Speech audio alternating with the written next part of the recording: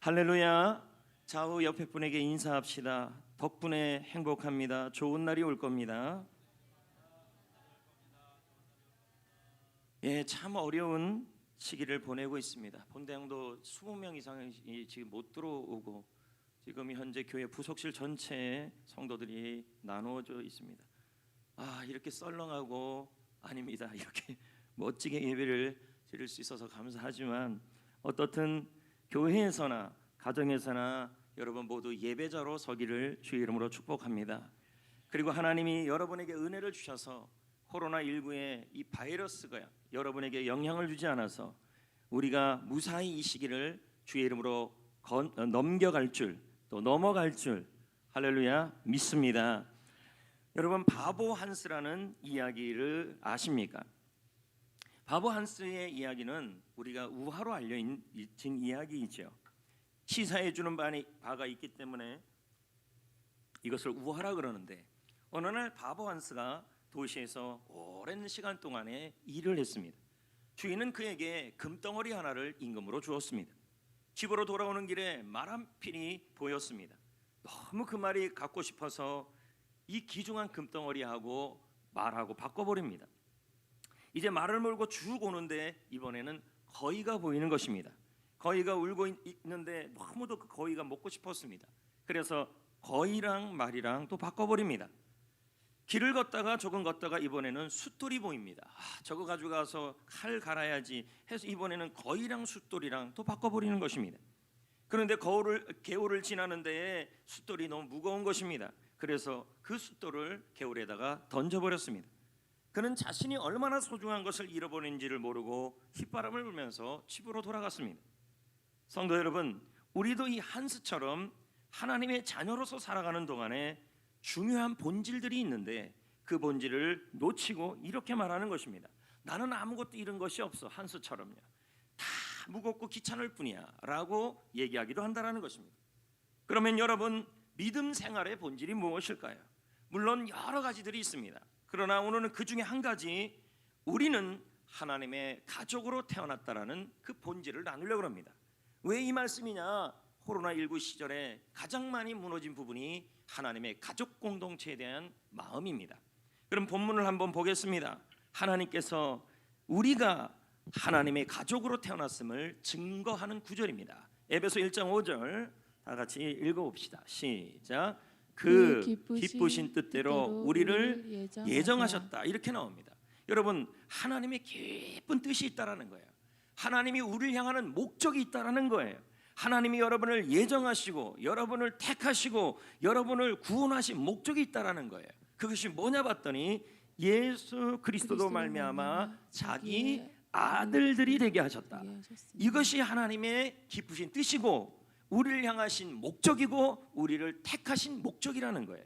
여기서 자기 아들들이라는 말은 뭐냐 봤더니 입양을 한다, 그리고 양자를 삼는다, 가족으로 삼는다는 뜻입니다. 그러므로 여러분, 여기서 우리가 알 수 있는, 에베소 1장 5절에서 알 수 있는 것이 뭐냐면, 하나님은 우리를 예수 그리스도로 말미암아 하나님의 가족으로, 양자로 입양하고 만들었다는 것을 지금 설명하고 있는 말씀인 것입니다. 여러분, 하나님은 우리를 위한 목적과 계획과 여러분을 택하시고 구원하신 목적이 있는데, 그것이 뭐냐면 우리를 하나님의 가족 공동체로 삼으시려고 했다는 것입니다. 이것은 하나님이 처음부터 여러분에게 계획해서 목적이라는 거예요. 그러므로 여러분, 교회는 하나님의 가족 공동체이고 이것은 아주 중요한 본질이며 코로나 시대에 새삼 우리가 생각해 봐야 될 중요한 본질이라는 것입니다. 여러분, 우리는 이런 말을 합니다. 누구나 하나님의 가족은 될 수 있습니다. 그러나 아무나 하나님의 가족은 또 될 수 없습니다. 우리는 어떻게 하나님의 가족이 될 수 있을까요? 요한복음 11장 12절 말씀을 다 같이 읽어 보겠습니다. 시작. 영접하는 자 곧 그 이름을 믿는 자들에게는 하나님의 자녀가 되는 권세를 주셨으니. 네, 예수님을 영접함으로, 예수님을 믿음으로 우리는 하나님의 자녀가 됐고 가족이 되었다는 것입니다. 여러분, 이 세상의 가족은요, 영원히 함께할 수가 없습니다. 이혼을 하기도 하고요, 먼 거리로 이사 가기도 하고요, 때로는 여러분 결혼을 하기도 하고요, 때로는 병들 거예요. 때로는 죽음으로 인해서 우리는 이별해요. 그러나 하나님의 가족, 예수 그리스도를 믿음으로 만들어진 우리 이 하나님의 가족 공동체는 영원토록 계속되고 천국에서도 함께 할 것이라는 것입니다. 그러면 여러분, 우리가 예수님을 믿을 때 하나님의 가족이 되는데 여기서 우리가 세례는 뭐냐는 것입니다. 고린도전서 12장 13절 말씀을 다 같이 읽어 보겠습니다. 시작. 우리가 잠깐만요. 혹시 집에 있는 분들은 누워서 읽는 건 아니시겠죠? 다 같이 집에서도 읽었으면 좋겠어요. 시작. 우리가 유대인이나 헬라인이나 종이나 자유인이나 다 한 성령으로 뭘 받았어요? 세례를 받아서 뭐가 됐어요? 한 몸이 되었다. 여기서는 성령 세례를 의미하기도 하겠지만 또 하나는 뭐냐면 바로 세례를 받는 의미도 들어있는 거죠. 여러분, 우리는 세례를 받음으로 하나님의 가족이 되었다는 것을 선포할 수 있게 됐다는 말이에요. 그러므로 세례는 무엇이냐? 우리가 하나님의 가족이 되었다는 외적인 선포와 의식을 말해요. 그래서 리고렌 목사님은 이렇게 말합니다. 세례는 선택하거나 미룰 수 없는 의식이다. 그것은 우리가 하나님의 가족임을 나타내어 준다. 그러므로 여러분, 세례를 꼭 받아야 한다는 것을 보여주고 있는 것입니다. 여기서 우리는 질문이 생기는 것입니다. 왜 코로나19 시대에 이렇게 하나님의 가족 공동체 개념의 본질이 중요한가? 여러분, 우리는 본질하면 영혼을 구원하고 제자 삼는 것을 말합니다. 물론 맞습니다. 그러나 리고렌 목사님의 목적이 이끄는 삶, 에베소 1장 5절에 보면 우리는 하나님이 기쁘신 뜻 안에서 택함을 받았는데 우리를 택하신 이유와 목적이 뭐냐면 예수 안에서 하나님의 자녀와 하나님의 가족으로 태어나기 위해서였다는 거예요. 그러므로 하나님이 나를 위한 목적 중에 하나는 하나님의 가족으로 살아가는 것입니다. 그리고 그 하나님의 가족으로 살아갈 때 세 가지의 유익이 있습니다. 첫 번째는 이 세상에서의 유익이 있고, 두 번째는 죽는 순간에도 유익이 있고, 세 번째는 천국에서도 유익이 있다는 것입니다. 하나님의 가족이 된다는 것은 너무도 감사한 일인데 첫 번째, 이 세상에서 주시는 유익이 있다는 것입니다. 그것이 뭐냐? 히브리서 2장 11절 읽어 볼까요? 시작. 거룩하게 하신 이와 거룩하게 함을 받은 입은 자들이 다 한 근원에서 난지라. 그러므로 형제라 부르시기를 부끄러워하지 아니한다. 우리말 성경은 다음과 같이 해석합니다. 거룩하게 하시는 분과 거룩하게 하시는 된 사람들이 모두 한 분에게서 나왔다. 하나님의 가족이 되었다. 그러므로 예수님께서는 이들을 형제라 부르기를 부끄러워하지 않았다. 이 말은 뭡니까? 여러분, 우리는 예수님을 믿음으로 하나님의 가족 공동체가 되었고, 예수님은 하나님의 맏아들이 되었고, 예수님은 우리를 자신의 형제 자매라 부르는 일을 자랑스럽게 여긴다는 말이에요. 하나님 역시도 우리 하나님의 가족이 된 여러분을 자랑스럽게 여기고, 그리고 소중히 여기고 중요하게 여긴다는 말이에요. 이게 뭐예요? 이 땅에서 하나님의 가족이 된 사람들에게 주신 하나님의 유익이라는 말이에요. 그래서 여러분, 이 땅에서 하나님의 가족이 된 여러분들을 하나님은 귀중히 여기고 소중히 여기고 중요하게 여기고 자랑스럽게 여기기 때문에 여러분이 이 땅에 있을 동안에 반드시 하나님이 뭐 하십니까? 보호하시고 책임져 주실 줄 믿습니다. 물론 하나님이 여러분을 보호하시고 책임지지만 너무 대놓고 믿음으로 나가면요, 코로나 걸려요.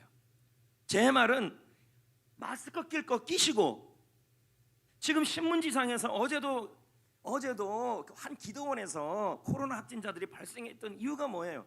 마스크를 안 껴서 그랬다는 거죠. 하나님이 하나님의 백성을 책임져 주시고 하나님의 가족이기 때문에 중요하게 여기시고 지켜주실 겁니다. 그럼에도 불구하고 우리가 해야 될 수칙은 지켜야 된다는 얘기죠. 안 끼고 나서 코로나 안 걸릴 거라고 기도하면 이건 하나님을 시험하는 거예요.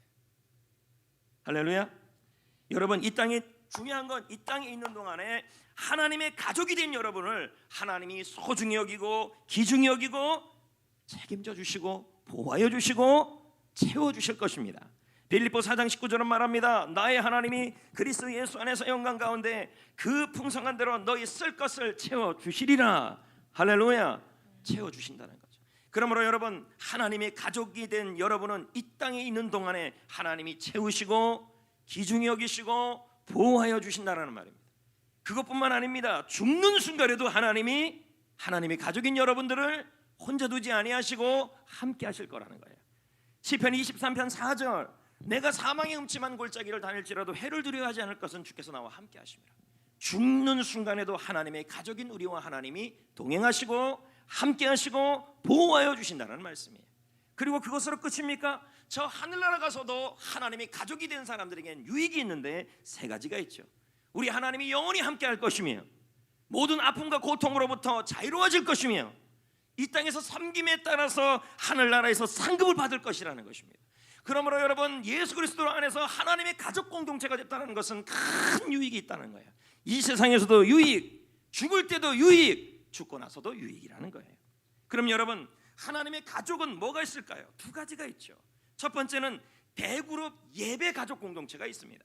에베소 2장 19절 다 같이 읽어보겠어요. 시작. 그러므로 이제부터 너희는 외인도 아니요 나그네도 아니요 오직 성도들과 동일한 시민이요 하나님의 권속이라. 우리만의 성경은 해석합니다. 그러므로 이제 여러분은 더 이상 낯선 사람이 아니다. 우리는 서로 낯선 사람이 아니다. 나그네도 아니다. 동등한 시민이다. 성도들과 동등한 시민이요 하나님의 가족이라. 이렇게 나옵니다.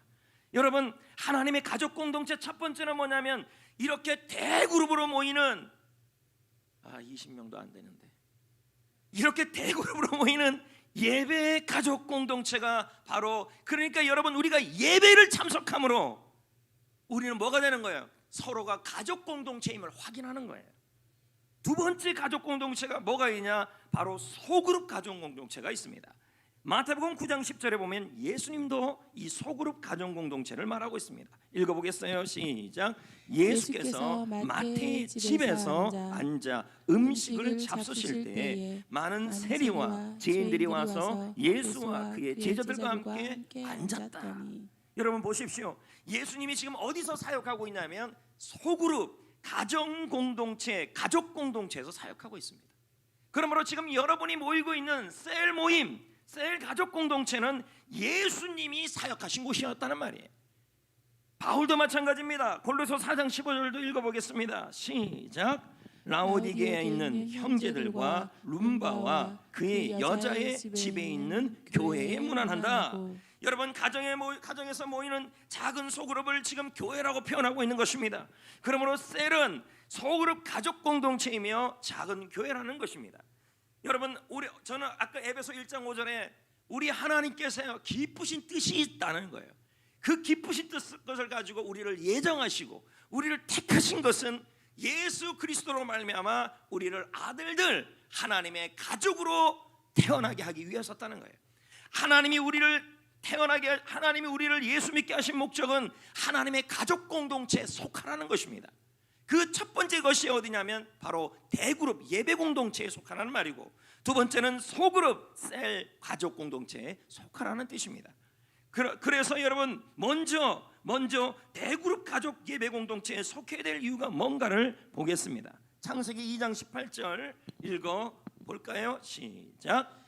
여호와 하나님이 이르시되 사람이 혼자 사는 것이 좋지 아니하니 내가 그를 위하여 돕는 배필을 지으리라 하시니라. 여러분, 이 창세기 2장 18절 말씀을요, 리고렘 목사님은 이렇게 해석을 해요. 2장 18절은 이게 남자가 혼자인 것이 너무 보기 안 좋아서 여자를 만들어줬는데 이것이 참 보기 좋았다는 거예요. 혼자 있는 것이 보기 안 좋다는 거예요. 그래서 이 말씀을 리고렘 목사님은 교회와 연관시켜서 해석을 했어요. 자, 이 말씀 그대로 제가 읽어보겠어요.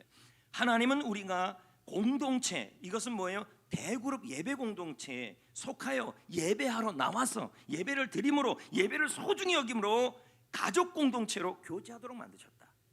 하나님은 외딴 곳에서 홀로 지내는 영적 은둔자에 대하여 한 번도 언급한 적이 없다.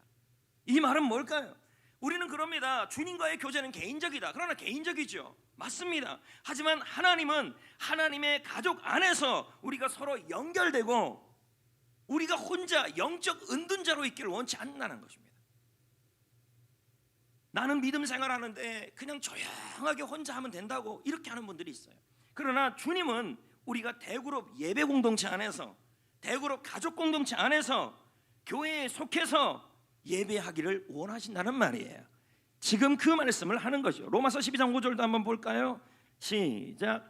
이와 같이 우리 많은 사람이 그리스도 예수 안에서 한 몸이 되어 서로 지체가 되었느니라. 그래서 리고레는 계속 말하지 않습니까? 몸의 기관들은 저희 이 몸의 기관들은 서로 연결돼 있잖아요. 이런 것처럼 우리도 마찬가지라는 거예요. 우리가 지역교회에 속하지 않으면 지역교회 안에 예배 공동체 안에 예배를 기준히 여기지 아니하면 하나님의 가족으로 태어났다는 목적을 놓치게 된다.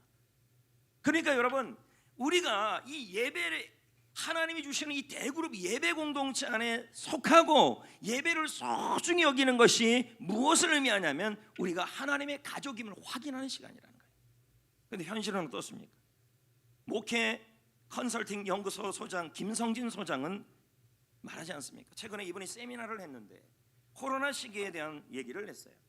2020년 올해 교회에 속하지 않고 예배 공동체에 속하지 않은 성도가 100만 명이라는 거예요. 한국 안에. 자, 그러면 한국 성도가 1000만 명이라고 그러지 않습니까? 사실 뭐 1000만 명도 이제는 안 되지 않습니까? 뭐 500만 명, 600만 명 뭐 이렇게 얘기 나오는데 교회에 속하지 않고 예배 공동체에 속하지 않고 있는 성도가 100만 명이에요. 그래서 가나안 성도, 안나가 성도가 100만 명이라는 거예요. 거기다가 코로나 이후에 실제적으로 그 숫자가 200만 명까지 늘었다는 거죠. 대그룹 예배 공동체에 대해서 위축되고 있다는 겁니다. 여러분, 코로나19는 예배에 어려움을 주고 있어요. 오늘까지 방역 2.5단계입니다. 20명만 예배를 허용하는 상황 아닙니까? 본당에서요. 그럼 이 본당에서는 기본적으로 스태프들이 들어오고 20명 딱 들어오고 나머지는 전부 다른 쪽에 또 가서 예배드리고. 근데 여러분 어제 또 뭐라 그럽니까? 1000명이 막 육박하니까 3단계로 올라가야 된다는 얘기가 지금 나오고 있지 않습니까? 제 관심은 성도들의 자영업이나 이런 상황이고 또 한 가지는 이럴 때 종교에 대한 어느 정도까지 봤더니 아버지 하나님 나 혼자 설교하라는 거예요. 이제 3단계가 되면요 여러분은 못 들어와요. 저만 여기 안에서 방송실에 스텝 빼놓고는 여기서 좋은 차 이것은 소리 없는 아우성 그렇게 해야 된다는 상황이 처해진 거죠. 이런 상황에서 여러분들 가장 많이 위축받는 게 대그룹 예배 공동체라는 거죠. 예배를 통해 우리가 하나님의 가족임을 확인해야 되는데 그러지 못하고 있다는 거예요. 그렇다면 여러분 이런 상황에서 예배를 옳게 드리지 못하는 이런 상황이라 할지라도 우리는 뭘 생각해야 되냐면 어느 장소 어느 곳에 이 코로나 상황에서 있다 할지라도 하나님의 대그룹 예배 공동체가 소중히 여기고 그 예배 공동체를 소중히 여기고 그 예배 공동체가 너무 귀중하다는 그 사실만은 마음에 품고 있어야 된다는 거예요. 그리고 이 상황이 회복되면 가장 먼저 뛰어나와야 될 것이 하나님의 가족이라는 확신을 갖고 예배 공동체에 달려와야 된다는 거예요. 왜요? 이게 하나님의 뜻이라는 거죠. 왜요? 하나님의 기쁘신 뜻은 우리를 예정하사 우리를 택하사 하나님 그리스도 예수 안에서 하나님의 가족으로 삼으셨기 때문이에요. 하나님의 목적은 가족이에요. 근데 우리는 이런 이유 저런 이유만 있으면 하나님의 가족 공동체 예배 공동체에 대해서 소중함을 느끼지 않을 때가 있다는 거예요. 여러분 다시 말씀드리지만 대그룹 가족 공동체 예배 공동체에 속하지 않으면 영적으로 힘을 잃어버리고 그리고 믿음이 약해져 버리고 그래서 누군가 그러더라고요. 얼마 전에 비대면으로 20명 드릴 때 예배를 못 나오니까 몇 주만 그렇게 들어보니까 가장 큰 타격이 뭐냐면 믿음이 옛날같이 안 하시더라고요. 약해지더라는 거예요. 인터넷을 통해 예배를 드리니까 그런 얘기도 해요. 모든 상황이 그렇게 된다 할지라도 저는 여러분들에게 마음속에서 이 마음은 먹었으면 좋겠습니다. 우리는 대그룹 가족 공동체다. 예배 공동체다. 그래서 어느 장소 어느 곳에 있든지 간에 우리는 예배 공동체가 우리의 예배 공동체가 소중하니까 그 공동체가 회복되기 위해 기도해야 되고 조금만 이 허용이 된다 그러면 얼른 뛰어서 이 예배 공동체에 참여해야 된다는 거죠. 이게 바로 하나님의 목적이고 뜻이라는 거죠. 여러분 두 번째 우리가 소그룹 가족 셀 공동체에 속해야 될 이유 전도서 4장 11절 12절을 다 같이 읽어보겠습니다. 읽어볼까요? 시작. 또 두 사람이 함께 누우면 따뜻하거니와 한 사람이면 어찌 따뜻하랴. 한 사람이 패하겠거니와 두 사람이면 맞설 수 있나니 세 겹줄은 쉽게 끊어지지 아니하느니라. 여러분 왜 우리는 대그룹 예배 공동체에도 참여해야 되고 그 예배 공동체를 소중히 여겨야 되고 그 공동체에 참여함으로 우리가 하나님의 가족임을 확인하는 것처럼 또 하나의 공동체가 있는데 그게 뭐냐면 가족 공동체가 있는데 그게 뭐냐면 소그룹이라는 거죠. 이 소그룹에 왜 참여해야 되고 왜 참여하라고 하나님은 말씀하시냐면 함께하면 따뜻해지고 함께하면 위로받고 함께하면 힘을 얻고 함께하면 승리할 수 있기 때문이에요. 여러분, 우리는 여러 가지 이유로 소그룹에 속하지 못하시기도 합니다. 충분히 이해가 되죠. 갖가지 이유들이 있을 겁니다. 하지만 여러분, 석탄 한 덩어리는 아무 힘이 없습니다. 한 덩어리가 그래도 함께 모이면 그 힘으로 추운 겨울을 이겨낼 수 있는 거 아니겠습니까? 그러므로 여러분, 우리는 말합니다. 그러므로 여러분, 성도에게 셀은, 소그룹은 선택이 아니라 필수입니다. 왜요? 우리는 하나님의 가족으로 태어났기 때문인 것입니다. 물론 여러분, 교제로 인해 상처를 받기도 하고 교제 때문에 실망하기도 하고, 그래서 이렇게 말해요. 소그룹 모임에 가서 상처받고 갈등받느니 차라리 조용히 교회만 다닐래요. 그럼 이게 뭐가 되냐면 추석 때 대가족이 모이는 것만 참석하고 작은 우리끼리 모이는 그 가족은 나한테 필요 없어요 하고 똑같다는 거죠. 건강한 셀을 만드는 일은요, 마술 같고 요술 같이 되지가 않아요. 서로 맞추고 만들어가고 그러잖아요. 어떤 분이 우리 셀원에 하나 있는데 왜 그렇게 말이 많은지 몰라요. 그래서 나 그 사람 보기 싫어서 나는 셀원 가기 싫어요. 이렇게 말하는 분이 있어요. 여러분, 셀이라는 건요, 서로 맞지 않는 사람이라 할지라도 맞춰가는 거예요. 그래서 건강한 셀을 만들어가는 거예요. 어떤 분은 그래요. 나는 셀 리더가 마음에 안 들어요. 이런 분이 있어요. 그러면 본인이 셀 리더 한번 해보세요. 힘든 자리예요. 그게 다예요.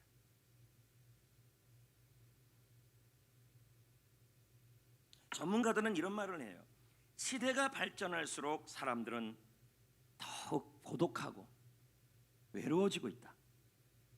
그래서 어느 시대보다 점점점 21세기가 갈수록 사람들은 이 외로움에서 벗어나고 싶어한다. 미래의 흐름을 바라보는 전문가들은 말해요. 최근까지만 해도 이 시대를 개인주의 시대라 그랬어요.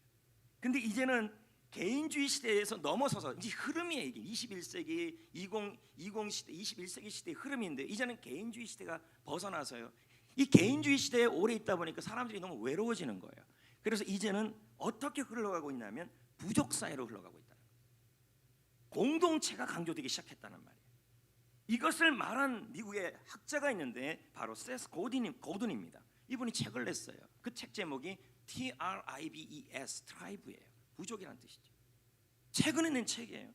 이 책이 무슨 의미냐면 앞으로 21세기는 개인주의에서 벗어나 이제는 부족을 이룰 것이다. 공동체를 이룰 것이다. 가족 공동체를 이룰 것이다. 그 공동체를 중심으로 서로를 위로받을 것이라는 것이 부족 사회라는 뜻이에요. 그러면서 이 세스 고든은 BTS 얘기를 들었어요. 여러분, BTS는요, 그 BTS를 중심으로 부족이 형성됐어요. 아미라고요. 아미 군대. 그래서 대규모 팬클럽으로 공동체를 이루어서 그래서 뭐를 이루어가고 있다는 것입니다. 근데 이런 형태들이 이제 나타나고 시작합니다. 예전만 해도 개인주의 시대, 나만 잘 되면 되는 시대라고 얘기했지만 이제는 그 시대의 흐름이 바뀌어가고 있어요. 왜요? 개인주의 시대를 살다 보니까 외로워지기 시작했다는 거예요. 그리고 말은 하지 않지만 이 자리에 있는 모든 사람들은 너무나 할 것 없이 21세기를 맞는 여러분들은 개인주의를 강조하다가 이제는 그 개인주의의 부정적 면을 보기 시작했다는 거예요. 그게 외로움이에요. 저는 이런 시대를 지금 주목하는 것이죠. 이제 교회가 하나님의 가족 공동체라는 이 본질의 개념을 회복할 때가 더욱더 됐다는 거예요. 세상의 가정은 무너지고 있죠. 텔레비전은 먹방을 켜놓고 밥을 먹는 시대가 됐죠. 보세요. 공부를 할 때도요, 예전에는 친구들과 같이 공부했는데 이제 그럴 필요가 없어요. 유튜브를 틀어놓으면 혼자 공부할 때 틀어놓는 유튜브 음악이 나와요. 나는 처음 알았어요, 그걸요. 그래서 설교 준비할 때 저요, 혼자 공부할 때 듣는 음악 하면요, 바다가 나와요, 여러분. 바다가 찰싹찰싹대고 음악이 싹 나오고. 근데 여러분, 이럴수록 더 사람은 외로워지는 거죠. 자, 코로나 시대를 보십시오. 우리는 코로나가 왜 왔냐는 질문 앞에 왜 또 하나님, 왜 또 지금 코로나가 1000명을 육박하는 시대가 됐습니까? 라고 얘기하는 시대에 왜라는 질문보다는 하나님이 이 상황에서 주신 뜻을 찾아야 돼요. 저는 이 상황에서 이런 의미가 본질의 회복 중에서도 우리 모두가 모든 사람들이 코로나로 인해서 외로워하고 있다는 거예요. 집에만 있으니까. 이럴 때일수록 우리가 회복해야 될 것이 가족 공동체라는 거예요. 코로나 감염을 막기 위해서 통금을 하고 있습니다. 코로나 통금이 생겼죠. 궁여지책이에요. 여러분, 말을 안 해서 그렇지 성도들도 그렇고 시민들도 그렇고요, 너나 할 것 없이 사람은 만남을 통해 힘을 얻는데 외로워지고 시작했어요. 얼마 전에 신문에 보니까요, 이제 이 시대가 반려 시대가 되었다는 거예요. 그래서요, 반려동물, 반려식물, 반려인형, 반려로봇, 거기다가 반려병까지, 우리가 갖고 있는 이 뭐예요, 이거 위장병도 반려병이라 그래서 그 병과 친구로 살자라는 책이 나왔어요. 반려 시대가 되었다는 거예요. 최근에 코로나19가 발생함으로 인해서 가장 많이 팔려나간 반려 대상이 뭐냐면 식물이래요. 사람이 외로우니까 개를 키우면 이거 귀찮고, 식물 키워놓으면 물 몇 번 주면 땡이니까 얼마나 편해요. 그러니까 반려식물이 늘어가고 있다는 거예요. 왜 이런 일들이 일어나냐? 사람들은 편하고 있지 않지만 개인주의 시대과 코로나 시대를 겪으면서 너나 할 것 없이 모두 다 위로와 격려와 외로움을 느끼고 있다는 거죠. 여러분, 저는 생각해봤습니다. 어제 오늘 또 생각하면서 왜 하나님이 이 가족 공동체에 대한 설교를 제 마음에 주시고, 또 코로나19가 왜 이렇게 또 심각해져가는 상황 속에 처해있고 우리에게 주셨을까? 이럴 때 하나님을 원망하고 세상을 원망하는 것이 아니라 하나님이 이 교회를 향하여 말씀하고자 하는 뜻과 계획이 있다는 것입니다. 그것이 뭐냐면, 외로워하는 이 시대에 반려동물을 찾고 반려식물을 찾고, 그리고 누구보다도 마음속에 외로움이 있는 시대에 이 셀이야말로 가족 공동체야말로 이것이 회복되어서 서로에게 위로와 힘이 주기를 원하시는 하나님의 계획이 있다는 것입니다. 가끔 이런 말을 하는 분들이 있어요. 목사님, 저는 교회 안에서 예배 드릴 때는 참 은혜가 되고 좋아요. 그런데 예배가 끝나고 나면 아는 사람도 없고 인사해 주는 사람도 없어요. 그래서 외로워요. 이런 이야기를 들으면 마음에 충분히 공감이 됩니다. 그러나 우리는 모두 기도 제목이 생겨야 합니다. 이 문제를 해결해야죠.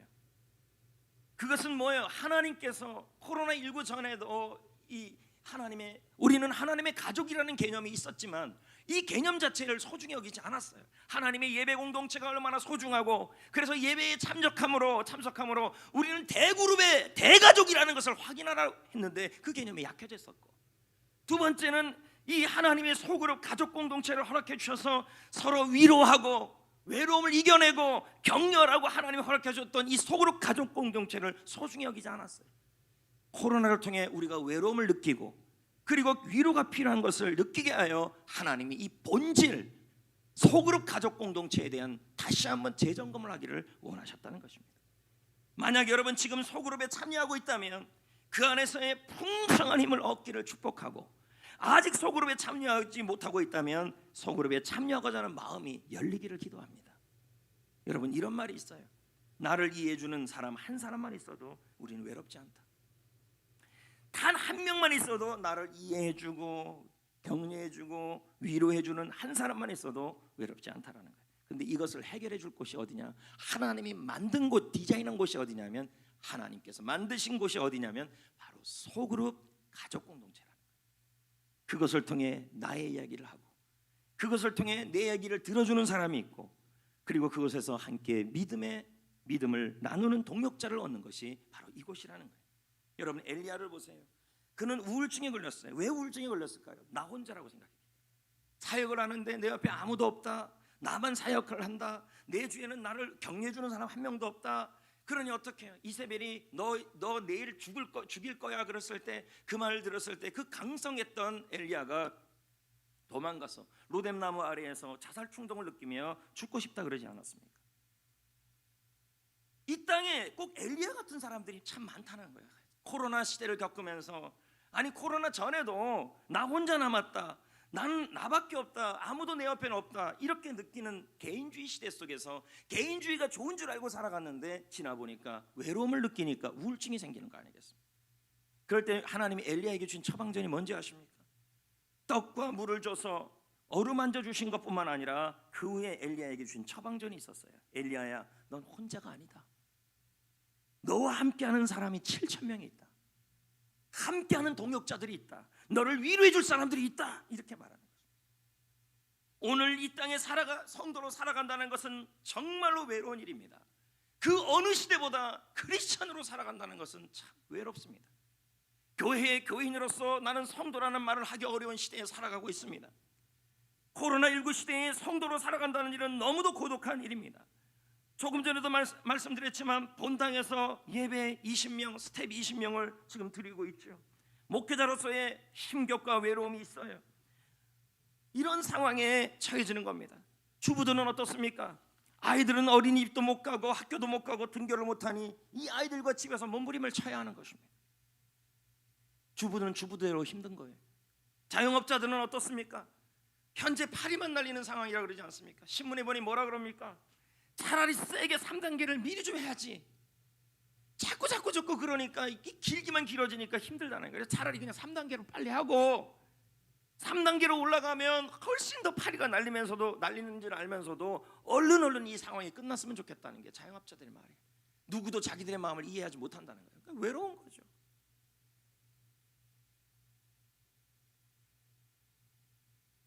회사에 다니는 분들은 어떻습니까? 예배 나가지 못하게 하지 않습니까? 회사에서 교회 다닌다 그러면 얼마나 손가락질 하고 있습니까? 누구보다 외로운 이 마음을 누가 이해해 주겠냐는 거예요. 그래서 하나님이 우리에게 뭘 얘기했냐면 우리는 하나님의 가족 공동체가 있음을 설명하고 있는 거예요. 여러분, 하나님의 가족 공동체 안에는 여러분에게 남겨진 7,000명이 있습니다. 이 7,000명이라는 숫자는 상징적 숫자죠. 여러분의 셀 리더와 셀론이 있다는 것이죠. 그들과 함께 힘을 얻고 그들과 함께 승리하고 그들과 함께 이 상황을 격려하고 위로받아서 승리하자는 것이 포함되어 있다는 것입니다. 여러분, 이 코로나 시대에 하나님이 왜 이 상황에서 코로나가 빨리 끝나지 않게 하실까? 하나님의 생각과 계획은 다 알 수 없지만 저는 이 상황에서 다시 한번 코로나로 인해 외롭고 코로나로 인해서 소외받고 코로나에서 답답하는데 그 속에서 여러분 앞에서 우리는 하나님의 가족 공동체, 예배 공동체가 있고 셀 공동체가 있어서 셀 리더가 여러분에게 전화해주고 격려해주고 외로울 때 힘을 주고 그렇게 함으로 이 상황을 극복할 수 있는 소중한 셀 가족 공동체가 이 본질을 다시 한번 일깨워 주려고 하나님이 이 코로나 상황을 허락해 주셨다는 의미도 포함되어 있다는 것이죠. 여러분, 왜 셀 가족 공동체가 이렇게 중요하냐? 저는 첫 번째, 하나님 앞에 우리가 함께함으로 말미암아 위로받고 힘을 얻고 이길 수 있기 때문이고, 두 번째는 우리가 이 공동체를 통해서 셀 공동체를 통해서 믿음을 성장시킬 수 있기 때문입니다. 에베소 4장 16절을 다 같이 읽어 보겠습니다. 시작. 그에게서 온몸이 각 마디를 통하여 도움을 받음으로 연결되고 결합되어 각 지체의 분량대로 역사하여 그 몸을 자라게 하며 사랑 안에서 스스로 세우느니라. 무슨 말이냐면요, 여러분이 하나님이 우리를 에베소 1장 5절에 그리스도와 예수 안에서 하나님이 기쁘신 목적을 가지고 하나님의 가족으로 만드셨어요. 그래서 대그룹 공동체, 예배 공동체의 예배를 드림으로 말미암아 우리가 하나님의 가족임을 확인받고, 그리고 소그룹 셀 공동체를 통해서 서로가 위로받고 힘을 받아서 나는 혼자가 아니다, 이 땅에서 나 혼자가 아니라는 것을 깨우쳐주기 위해서 셀이라는 것을 허락해 줬어요. 가족 공동체를 허락해 줬어요. 두 번째 의미는 뭐냐면 에베소 4장 16절 말씀처럼 그곳에서 우리의 믿음을 자라게 한다는 거예요. 리고렌 목사님은 말합니다. 근데 가끔 이런 분이 있어요. 나는 소그룹에 안 갈 거야. 나는 셀 공동체 안 갈 거야. 왜? 거기 가면 힘들게 하는 사람이 있어. 그 사람만 없으면 내 믿음이 자랄 거야. 셀 안에 보면 어떤 사람이 말이 많고 어떤 사람은 자식 자랑을 그렇게 많이 하니까 그 사람 보기 싫어서 나는 안 갈 거야, 이렇게 얘기하는 분들이 있다는 거예요. 여러분, 세상에 마음 맞는 사람이 어디 있습니까? 있을 수도 있겠죠. 그런데 서로 간에 다름을 인정하고 맞춰가서 행복한 공동체를 우리는 만들어가는 거예요. 그리고 그 마음이 맞지 않는 그 말 많고 자식 자랑하는 그 사람을 보면서 어떻게 해요? 나 자신을 돌아보고 자신을 다듬어 믿음이 자라가는 역할을 한다는 거죠. 자, 볼까요? 리고렌 목사님의 말을 한번 볼까요? 시작. 우리 주위에 상처 주는 사람이 없으면 믿음이 자라는 것이 더 쉽다고 생각할 수 있다. 그리고 우리는 셀 안에 여러분 셀 안에 힘들게 하는 사람이 없다면 믿음이 잘 자랄 거라고 쉽다고 생각한다는 거예요. 하지만 그것은 시험 없는 거룩함이다. 진정한 성숙은 관계에서 일어난다. 셀 안에 마음에 들지 않고 자식 자랑하는 사람, 남편 자랑하는 사람, 우리 남편이 어저께 다이아몬드 사줬어, 우리 남편이 뭐 사줬어 하면서 그렇게 자랑하는 사람 보면 정말 보기 싫어요. 그런데 뭐예요? 그 사랑과 보기 싫어서 셀 모임에 안 가는 게 아니라 그 사랑과의 관계를 통해서 믿음이 자라간다는 거예요. 이해되시겠어요? 리고렌의 말을 계속 보자고요. 시작. 우리가 믿음이 성장하는 데는 말씀을 받는 것 그 이상이 필요하다. 우리는 다른 믿음의 사람이 필요하다. 서로에게 배우고 서로에게 점검받을 때 빠르고 강하게 믿음이 성장할 수 있다. 그러면 가끔 그럽니다. 왜 우리는 소그룹에 가야 합니까? 왜 우리는 셀 모임에 가야 합니까? 그러면 가장 첫 번째 이유가 뭐냐면 외로움의 문제를 해결하고 격려받고 위로받으려고 한다는 거예요. 근데 여러분, 내가 소그룹 공동체를 가는 이유가 위로받고 격려받는 이유도 있지만 그것만이 목적이 되면요, 어떤 현상이 일어나냐면 문제가 발생해요. 문제가 뭐냐면 위로받지 못하면 마음 상해버리고, 격려받지 못하면 아우 우리 리더가 저 사람만 이뻐해요. 여러분, 리더 가랭이 찢어져요. 우리 아무개 성도가 있는데 걔는 리더만 좋아하고 누구만 좋아해요. 나는 위로 안 해줘요. 이렇게만, 물론 셀 안에서 이런 위로를 받고 격려를 받고 힘을 얻으려고 하나님이 허락한 것이지만 그것이 목적이 돼서 가버리면 어떻게 되냐면 마음이 상해버린다는 거예요.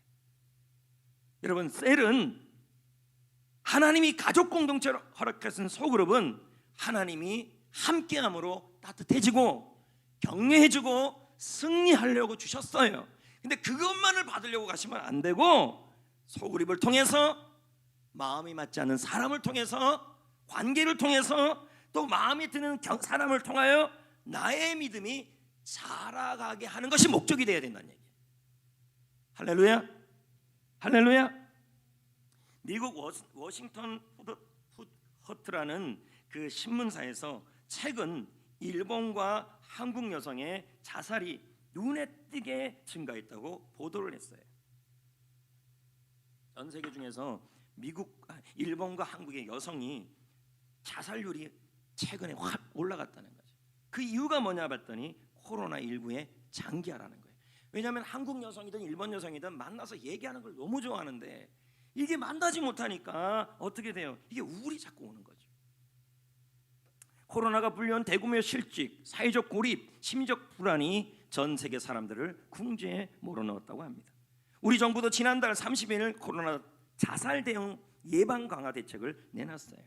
왜 이런 일들이 일어났을까요? 왜냐하면 사람과 사람 사이의 진실한 만남이 사라졌기 때문에. 그래서 사실 여러분, 코로나가 일어나서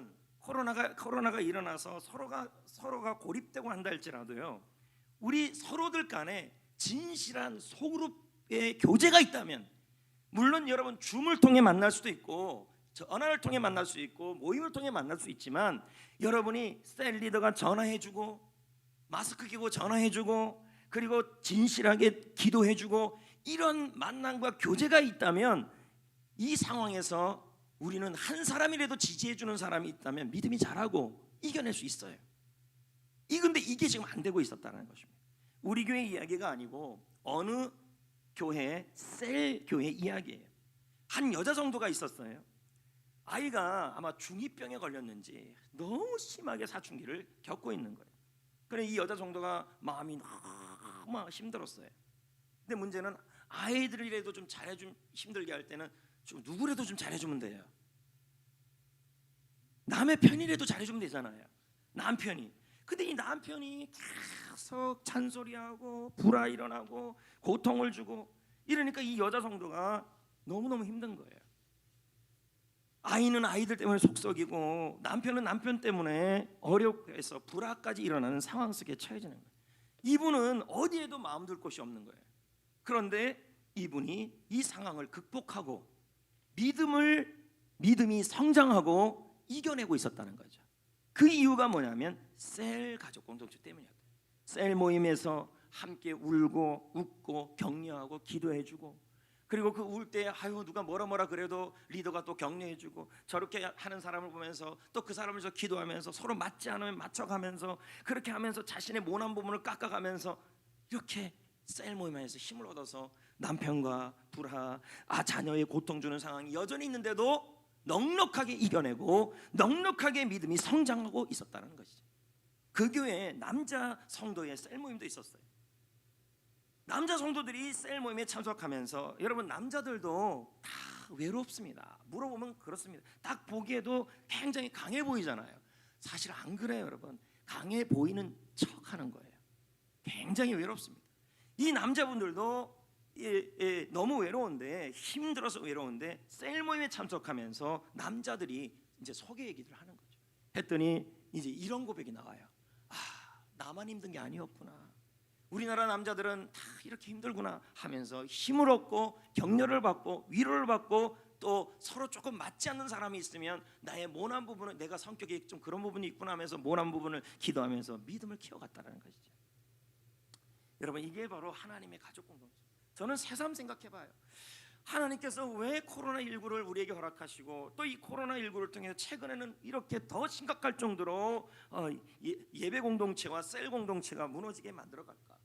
여러분, 지금 우리가 셀 모임도 어려운 시대라 그런다면 줌을 들이든지 전화를 하든지, 우리가 어떻든 만나기는 어려운 상황이라 할지라도 나를 지지해주고 나를 격려해주는 셀 리더가 있고 셀원이 있고 나를 위해 기도해주는 리더가 있다면, 그 모임을 통해, 그 전화를 통해, 그 교제를 통해서 우리는 힘을 얻고 위로를 얻고 격려를 얻고 외롭지 않게 되고, 그리고 이 상황을 통해 믿음이 자랄 수 있다라는 말입니다. 하나님이 우리에게 다시 한번 이 가족 공동체 개념을 기억하게 한 거예요. 외롭지 말라는 것을 깨닫게 해주는 것이죠.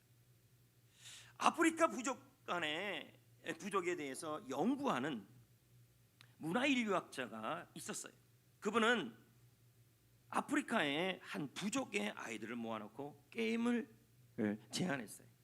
아이들에게 아프리카에서 보기 드문 싱싱하고 달콤한 과일, 우리나라로 말하면 뭐예요?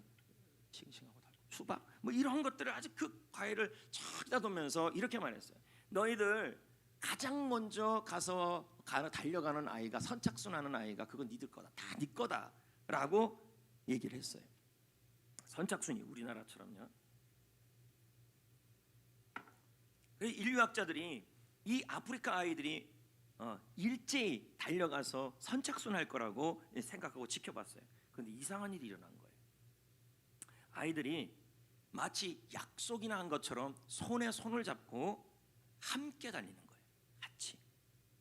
그리고 바구니에 다다르자 모두 둘러앉아서 같이 그 과일을 먹는 거예요. 이 광경이 너무 놀랍게 여긴 문화인류학자가 물었어요. 야, 너희들 1등으로 갔으면 다 네 거잖냐, 다 네가 먹을 텐데 왜 손잡고 걸어갔냐, 달려갔냐, 같이 갔냐. 그러자 모든 아이들이 합창을 하듯이 이 말을 쏟아냈어요. 아프리카 반투족의 말이에요. 우분투예요. 우분투의 말은 글자가 음절이 세 음절이에요. 그러나 한국말로 바꾸면 이런 의미예요. 당신이 있기 때문에 내가 있고, 우리가 있기 때문에 내가 있다. 이건 뭘 의미하는 거냐면 공동체를 말하는 거예요. 개인주의가 아니라는 거예요. 우리가 있기에 우리라는 공동체가 있어야 내가 있다는 말이에요. 이것이 뭐예요? 아프리카의 정신의 기초래요. 그리고 우분투는 바로 공동체, 개인주의가 아니라 공동체 정신이고,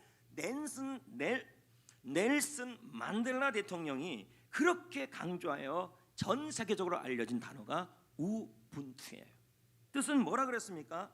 내가 있기에 당신, 유가 있기에 내가 있고. 근데 예능에서는 뭐라 그래요? 나만 잘 되면 돼 이러잖아요. 근데 이건 우분투 정신이 아니라는 거죠. 근데 이 정신이 지금 한국 안에 코로나19 전에 팽배해 있었어요. 우리만 잘 먹고 잘 살면 돼, 우리 가정만 잘 먹고 잘 살면 돼, 우리 교회만 잘 먹고 잘 살면 돼. 이건 우분투 정신이 아니고 하나님의 가족 공동체 개념이 아니에요. 본질을 잃어버린 거죠. 한국 교회가 이 부분을 회개하라는 거예요. 나만 교회 생활 잘하면 돼가 아니라 뭐예요? 내가 하나님의 대그룹 예배 공동체에 참여하여 예배를 드림으로 말미암아 뭐예요? 드림으로 말미암아 우리 공동체가, 예배 공동체가 살면 내가 산다는 거예요. 그리고 우리가 셀 그룹, 셀 가족 공동체에 참여하면, 그 우리가 살면 나의 믿음이 승리하고 믿음이 자라고 승리하고 이겨내고 외롭지 않게 된다는 말이에요. 이게 바로 뭐예요? 우분투 정신이라는 것입니다. 고 오카노 목사님은 이런 말을 합니다. 소그룹은 사람들을 변화시키는 중요한 역할을 한다. 우리가 소그룹 가는 목적이 뭐냐는 거예요. 위로받으려고. 근데 갔어요. 소그룹에 갔더니 뭐라 그러냐면 너무 길어. 저 셀은 저렇게 맛있는 떡볶이 먹는데 여기는 맨날 잡채만 주네. 여러분, 소그룹 가는 게 뭐 잡채 먹으러 갑니까? 그리고 성격이 맞는 사람 없는 사람, 여러분 학교만 가도 여기 어린이집만 가도 안 맞는 애들이 천지 빽깔이에요. 내가 맞는 사람을 찾는 게 아니에요. 서로 맞춰가는 거죠. 내가 변화시키는 거죠. 내가 변화되는 거죠. 소그룹에 가서 내가 위로받으려고 하는 것이 아니라 소그룹에 참여하면서 나만 잘 되면 돼, 내 믿음만 좋으면 돼, 내 개인적 신앙만 좋으면 돼가 아니라 우리가 있어야 내가 있다라는 개념이에요. 우리가 하나님의 가족 공동체라는 말은 내가 셀 공동체에 참여하여 셀이 살아남으로 말미암아 내가 변화될 수 있다라는 말이고 내가 살아날 수 있다는 말이에요. 오카노 목사님 말씀을 계속 보자고요. 우리 자녀들이 소그룹에서 하나님의 자녀들이 소그룹에서 말씀을 나눔으로 깊은 영적 교조를 하면 성령께서 그들을 치료하는 일을 하신다. 소그룹은 성령이 일하시는 자연스러운 채널이다. 마음이 들든 안 들든 그 소그룹 안에 있으면 뭐예요? 성령께서 나를 다듬으시고 나를 치료하시고 나를 일으키시고 격려하신다는 거예요. 다시 말씀드립니다. 우분투입니다. 나 하나쯤 예배 공동체 안 와도 되지. 물론 이제 코로나19 때문에 못 나오는 상황에 처해지지만 마음은 예배에 대한 소중함을 갖고 있어야겠죠. 그게 아니라 우리 안에서 하나님의 예배 공동체 안에 내가 들어가고서 속하고 잘 드림으로 말미암아 가족임을 확인할 때 뭐예요? 우리 교회가 사는 것뿐만 아니라 나 개인이 살아난다는 거예요. 믿음이 자라고 영적으로 승리하고. 그러므로 여러분 시편 133편 1절을 한번 볼까요? 어떻게 해야 될지 보자고요. 시작. 보라, 형제가 연합하여 동거함이 어찌 그리 선하고 아름다운가. 너무 선하고 너무 아름답대요. 뭐가요? 연합하고 동거하고, 이 말은 뭘까? 함께하는 그 모습이 대그룹 예배 공동체, 가족 공동체, 예배 공동체에 참여하고 속하고, 그리고 내가 지금 코로나19 때문에 예배 공동체에 참여하지 못한다 할지라도 가장 중요한 예배가 나의 소중하고 그 예배에 참여하고 소중히 여기는 것이 내가 하나님의 가족임이 본질을 확인하는 시간임을 내가 깨닫는 그 마음. 그리고 내가 셀 모임 공동체, 셀 가족 공동체가 너무 소중함을 인정하여 셀을 통하여 함께하고, 그리고 셀 모임 가운데 분명히 마음에 안 드는 사람도 있고 마음에 드는 사람도 있어요. 그래도 그 셀 모임 안에 우리가 연합하는 거예요. 같은 말로 연합하는 모습이 하나님이 뭐한대요? 선하고 아름답다. 유영모 목사가 말하잖아요. 소그룹은 액세서리가 아니다. 소그룹은 프로그램도 아니다. 신앙생활에서 해도 되고 안 해도 되는 것이 아니다. 반드시 해야 될 본질이다. 제일 많이 듣는 말이 뭐냐 아십니까? 예배 가면 그 사람 보기 싫어서, 셀모임 가면 그 사람 보기 싫어서, 리더가 너무 길게, 리더는 왜 이렇게 음식 맛이 없는지 몰라, 나는 MSG 싫어하는데 MSG 막 쳤어. 저는 구분도 못 하겠구만. 맛있으면 땡이죠. 이게 아니라는 거예요. 조금 부족한 부분은 맞추고, 그러면서 서로 간에 아름다운 공동체를 만들어가고. 왜요? 우리가 있어요. 내가 있기 때문에. 1773년 영국 웨인스케이트라는 시골 도시에 목회를 하던 1773년이에요. 존 포센 목사님이 계셨어요. 이 목사님은 런던의 큰 교회에서 청빙을 받게 됐어요. 그 당시 이분이 웨인스케이트에서 44년을 목회하면서 이 교회를 이제 떠나게 된 거죠. 1774년이니까 무슨 차가 있겠어요. 마차밖에 없었죠. 이삿짐을 싣고 이제 목사관을 떠나려 하는데 성도들이 배웅을 하러 나온 거예요. 성도들은 목사님이 좋은 여건으로 목회하려고 떠나는 이 목사님을 붙잡지 못하고 눈물만 흘렸어요. 이것을 지켜보던 목사님의 가족 중에 한 사람이 땅에 주저앉아 울기 시작했어요. 갑자기. 그러면서 이렇게 말했어요. 전 여기 못 떠나요. 이렇게 좋은 형제 자매들을 두고 어떻게 큰 교회라고 내가 떠날 수 있어요? 전 떠날 수 없어요. 통곡을 해요. 삽시간에 교회 마당은 목사님도 울고 성도들도 울고 눈물바다가 됐어요. 그런 이후에 목사님이 성도들에게 말했어요. 우리 짐을 다시 들어놓겠습니다. 아름다운 성도의 교제가 있는 곳, 여기보다 더 좋은 것이 어디 있겠습니까? 그리고는 목사님이 목양실로 들어갔어요. 목사님은 혼자 눈물을 흐르면서 닦으면서 내가 좋은 여건, 좋은 교회 찾으려고 하는 게 아니라 아름다운 교제의 교회를 만들어야지 하면서 울면서 찬송가를 작사를 했어요. 그 작사가 얼마나 중요하면 여기 보면은 이게 뭐예요? 2번이나 나왔어요. 221장이 찬송가 221장이에요. 제가 같이 한번 읽어보겠습니다. 이 노래가, 이 찬양이 존 포셈 목사님이 성도의 교제가 중요하고 우리는 하나님의 가족임을 설명하면서 외롭지 말자, 서로가 우리 가족임을 확인하자는 마음에서 지어진 노래예요. 반주해줘요.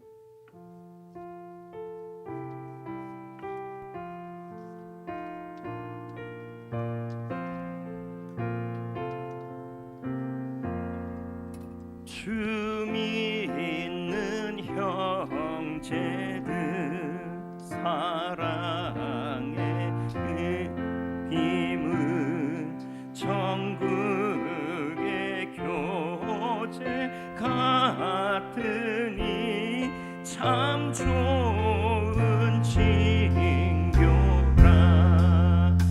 하나님 보자 기도 드리니 우리의 믿음 소망이 주 안에 하나라. 피차의 슬픔과 고를 나누고 늘 하면서 참 사랑 나누네. 또 이별할 때에 맘 비록 슬퍼도 주 안에 교제하면서 또 다시 만나리. 우리가 많이 불렀던 찬양이 이런 스토리가 있는 줄 몰랐다는 거죠.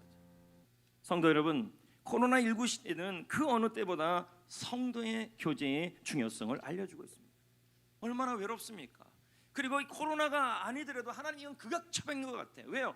하나님의 대그룹 예배 공동체의 소중함, 그리고 하나님의 소그룹, 하나님께서 말씀하신 가족 공동체인 소그룹 공동체에 대한 소중함을 안 깨달으니까 수없이 외롭게 만들어 준 거예요. 우리를 외롭게 만들고 힘들게 만들고. 그래서 하나님의 본질, 에베소 1장 5절에 하나님의 기뻐하시는 뜻, 예정하심을 따라 그리스도 예수 안에서 하나님의 자녀, 하나님의 가족으로 삼으신 것을 우리에게 알려주기 위해서 이 코로나19를 우리에게 허락하신 것도 있다는 것입니다. 현재 코로나19의 유행으로 다시 비대면을 우리가 가고 있습니다. 하나님의 가족 공동체가 함께 모여 예배하지 못하고 있습니다. 지난주 저녁 제자 훈련을 마치고 정부 만청을 듣고 수없이 생각이 많았어요. 2.5단계도 저한테 부담스러웠어요. 제자 훈련 이제 어떻게 하지? 지난주 주일 오후까지도 했어요. 4시 반에 모여서 6시까지. 당장 또 우리 교육부는 어떡하지? 왜요? 제가 보기에 제일 심각한 타격은 교육부였어요. 예배를 못 모이니까 아이들의 믿음이 자꾸 떨어져요. 이거 어떻게 하면 좋을까? 성탄절은 어떡하지? 성구영신님은 어떡하지? 만약에 3단계로 올라가면 나 혼자 이거 해야 되잖아요. 별의별 걱정들이 다 드는 거예요. 어저께도요, 목사님들이 얼마나 전화가 오는지 성전교회를 어떻게 할 거냐고. 우선은 2.5니까 본당에서 20명하고 나머지 부속실하고 그냥 해볼 거예요. 그렇게 얘기했어요.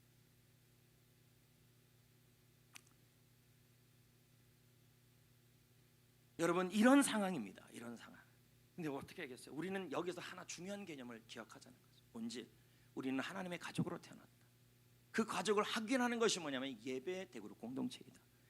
못 드리는 상황에 있든 드리는 상황에 있든 우리 마음속에서 우리가 하나님의 가족임을 확인하기 위해서 대그룹 예배 공동체가 소중함을 우리 마음속에 품어야 된다는 것이고, 두 번째는 뭐예요? 소그룹 셀 공동체가 소중함을 알고, 어떻게 앞으로 상황이 바뀔지 모르겠지만 여러분, 이래서 셀 모임이 어려운 상황이 되든 우리에게는 방학이 없음을 기억하고, 힘들 때 리더에게 전화하고, 리더 만나면 너무 좋고, 할렐루야, 셀로 만나면 너무 좋고, 그래서 서로가 위로가 되고 격려가 되어서 나는 코로나인데도 외롭지 않아, 할렐루야, 나는 코로나19에 반려식물과 너 잘 잤니? 누가 제일 이쁘니? 이런 말 안 할 거야. 셀 리더가 셀원들끼리 서로 위로하고 격려하며 힘을 얻고 감사 미션 나누면서 격려하고, 할렐루야. 셀원이 보면 너무 좋고 리더가 보면 너무 좋고 만나면 너무 반갑고 그립고, 그 공동체에 대한 소중함을 알려주는 거예요. 저는 이제 말씀을 맺으려고 합니다. 오늘 말씀의 제목은 우리가 함께라면 괜찮지 않을까. 이건 책 제목이에요. 이 책의 내용은 이런 내용이에요. 무슨 내용이냐면, 우리가 서로 완전하진 않다, 서로 부족하다. 저도 부족하고 여러분도 부족해요. 셀원도 부족해요. 그래서 어떤 분은 그래요. 나는 아무개 성도가 부족해서 예배 공동체 안 나오겠다. 여러분, 우리가 서로 부족해요. 또 셀 공동체도 마찬가지예요. 완전하지 않아요. 그럼에도 불구하고 서로 완전하지 않지만 이 책 내용이 그런 거예요. 함께라면, 그래도 함께라면 이겨낼 수 있고 행복할 수 있고 승리할 수 있다, 이 내용이에요. 여러분, 우리는 하나님의 가족으로 태어났습니다. 이건 본질이에요. 삶의 전쟁, 코로나의 힘겨운 상황에서 우리가 이겨낼 수 있는 방법을 하나님이 알려주신 거예요. 대그룹 예배 공동체를 소중히 여기시고, 앞으로 모르겠어요, 3단계로 올라가면 이제 이 자리에 아무도 없을 수도 있겠죠. 그래도 여러분의 마음속에 우리는 하나님의 가족이고 대그룹 예배 공동체는 소중하다는 그 마음을 가지시고, 그리고 단계가 떨어지면 얼른 빨리 이 예배 공동체에 나오시고, 할렐루야. 그리고 이 대그룹 예배 공동체가 회복되기 위해 기도해 주시고, 그리고 여러분 주위에 있는 이 소그룹 셀 공동체에 참여하시고, 그리고 그 상황이 어려우면 마스크 끼시고, 그것도 어려우면 줌으로 하시고, 이런저런 그게 어려우면 서로 간에 전화하고 위로하고 격려하면서 힘을 얻고 승리하고 믿음이 성장하자는 거예요. 완전한 셀을 찾지 마세요. 다 부족해요. 다 완전하지 않아요. 서로 함께가 중요한 거예요. 우분투. 우리가 있게 내가 있고 당신이 있게 내가 있다. 그 믿음으로 승리하셔야 합니다. 마지막 도전입니다. 부족하지만, 서로 완전하지 않지만 함께라면 괜찮지 않겠습니까? 함께함으로 이 어려움을 이겨냅시다. 마음으로 이 개념을 붙들기를 축복합니다.